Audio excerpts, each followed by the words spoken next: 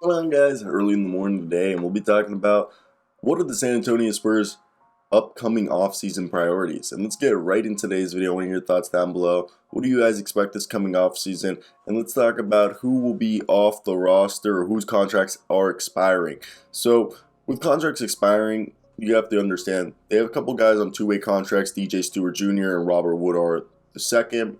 Most likely, those guys will probably be brought back. But Devontae and Joe Wieskamp, they're on, this second round contracts. They'll also be brought back. But besides that, Lonnie Walker is arguably the main free agent. He'll be on a restricted free agent tender as he was a first round pick.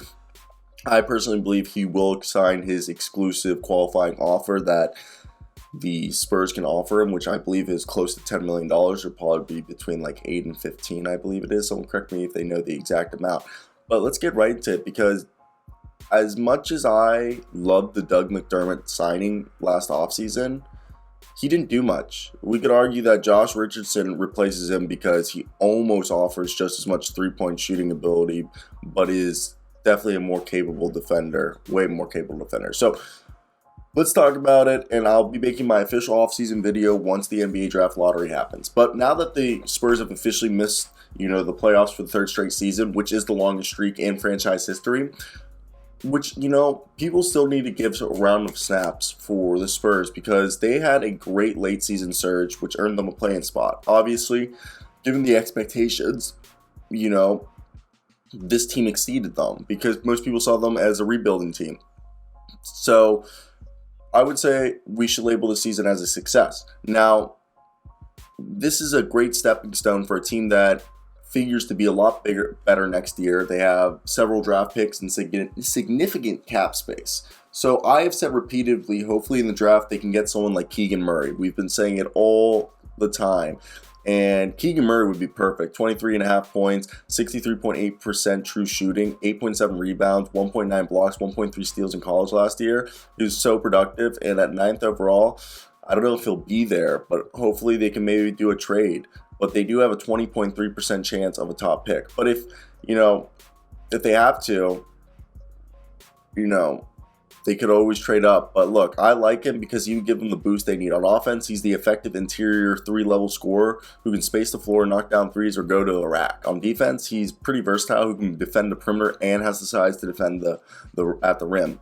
So I would like him, okay? And I think we can get him if we combine picks. So another guy is obviously Nikola Jovic and Osman Dang.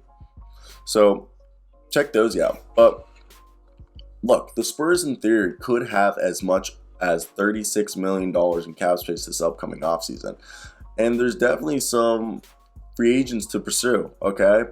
Like, we're not going to act like there isn't, people that they shouldn't go after, okay? We saw how Kyle Lowry,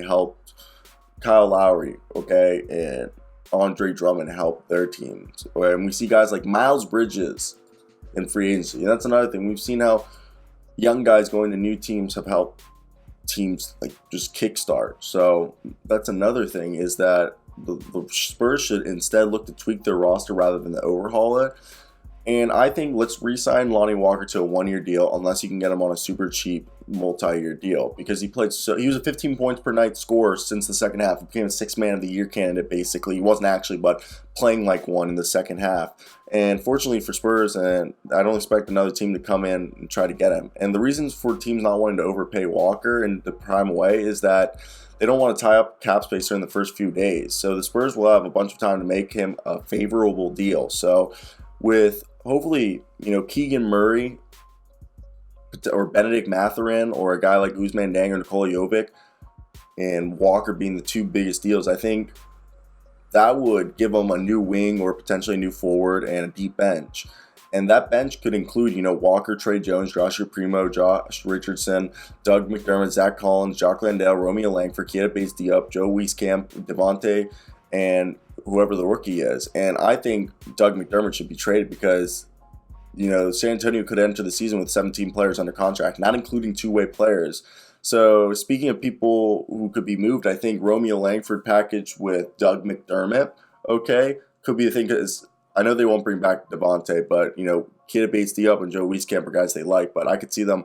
And Jock Landale showed enough. So I think Doug McDermott and Romeo Langford as trade options is player most likely to be moved, because Doug McDermott's trade value has probably, at the highest it'll ever be, and he may have decreased his role for next season. So they should trade McDermott for a first-round pick, future one most likely, at the end of the draft, because his value will decrease. If you can trade him to a championship team, contending team, they'll help move him, because teams like their three-point shooter. So with McDermott gone, it will help ensure getting playing time for the younger guys, and which will allow for key development. But look, a starting lineup of DeJounte Murray, Devin Vassell, Kellen Johnson, Keegan Murray, and Jokic Poeltl, I love it, okay? And then Trey Jones, Josh Primo, Lonnie Walker, Richardson, and Collins in the second unit. I think the Spurs are in a good position to have a great offseason with the picks and cap space, that they don't have to do anything splashy, but instead they can have a young rotational players that they could be one of the best teams. Let me hear your thoughts down below.